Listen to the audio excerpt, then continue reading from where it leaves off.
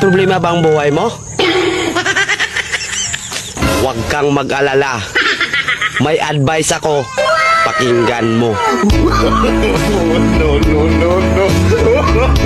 Alam nyo, ganyan talaga ang buhay. Parang life. Basta yung importante ay mahalaga. At kung saan ka masaya, dun ka happy. Basta wag kang maniwala sa swerte. Kasi malas yun. Minsan ay sometimes. Kaya matuto tayong tumanggap ng acceptance. Halimbawa, for example, ang baby ay sanggol. So kung di mo intindihin, you don't understand. Basta kaibigan, lagi mong tatandaan that wherever you go are there.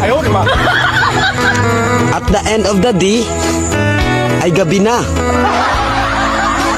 At alam mo, walang umaga sa Japan. Kasi lahat sila ay hapon.